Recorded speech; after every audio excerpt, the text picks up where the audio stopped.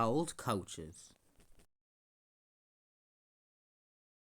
It was very cold on the island of Sodor. A lot of passengers had to travel on trucks as the coaches were frozen and they couldn't move. The engines had to work very hard delivering presents at the same time. Annie and Clarabel were as cold as they were in Antarctica. Thomas collected them, but Thomas was very glad he didn't see the Fat Controller forcing him to put a snowplow on just then. Hello, Thomas. It's very cold today, so you'll need your snowplow. And keep your coaches in the shed and pull trucks, as the coaches are too cold for passengers. Thomas pretended not to hear. He hates wearing a snowplow and he hates abandoning Annie and Clarabel, so Thomas just puffed away and pretended he didn't hear.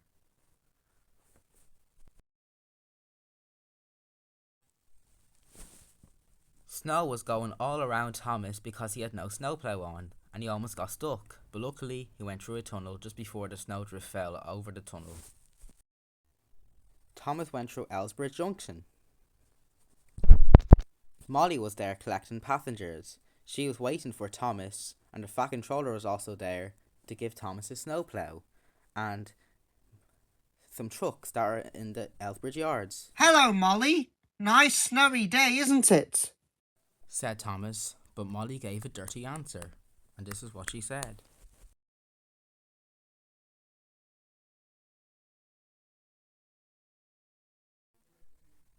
You really should wear your snowplow, Thomas, said Molly. That's right. Thomas, you're a very naughty engine. I told you to leave Annie and Clarabel in the shed. It's like you don't care for them, as they could freeze. And wear your snowplow. Silly snow won't bother me or my coaches.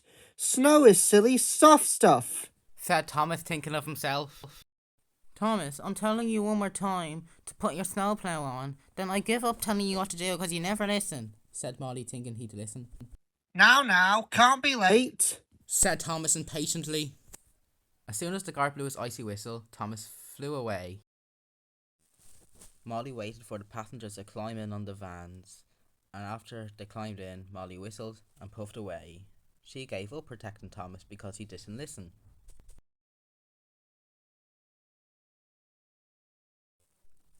Thomas went back to his shed.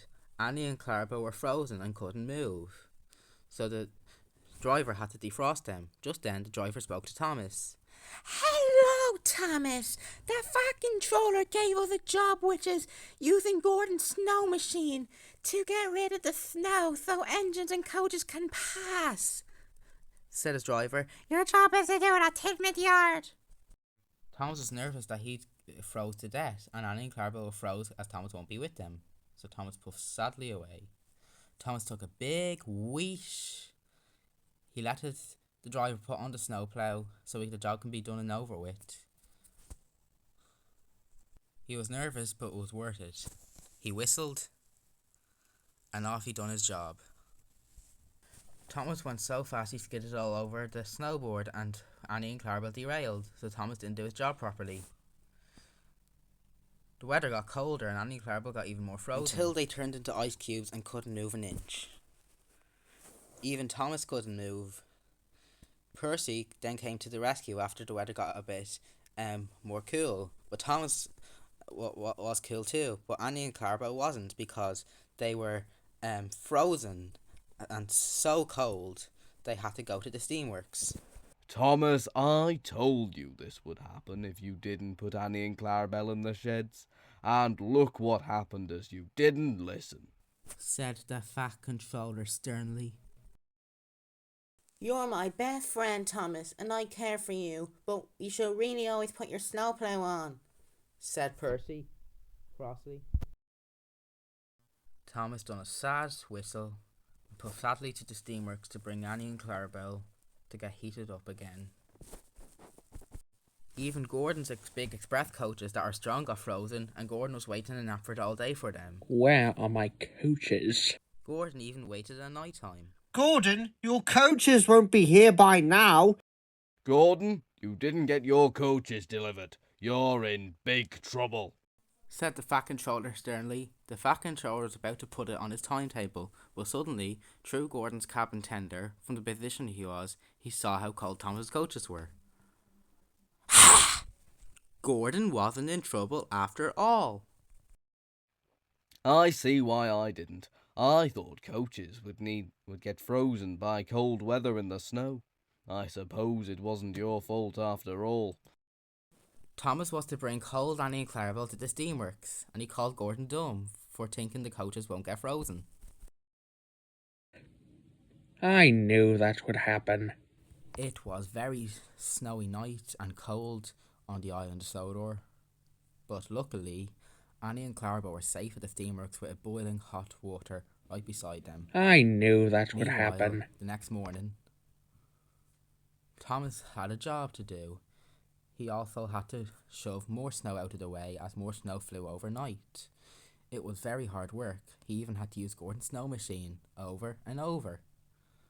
And he even had an accident. So luckily he pulled back in and he was derailed again.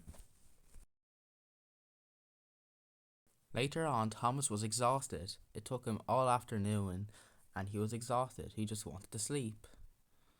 But he was also very cold. Thomas had a cold and needed to blow his nose. Just then, the Fat Controller came.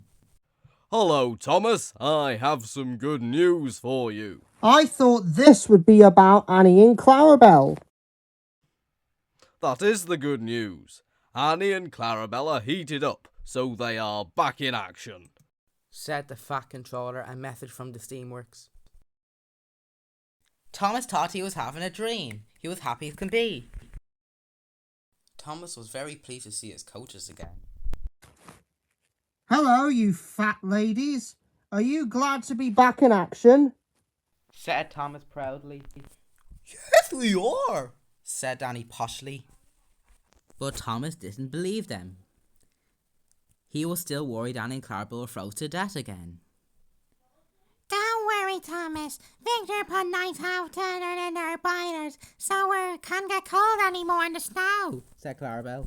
Thomas even let the driver put his snowplow on. And Thomas followed directions and done what he was told. But he was most happy of all to have Annie and Clarabelle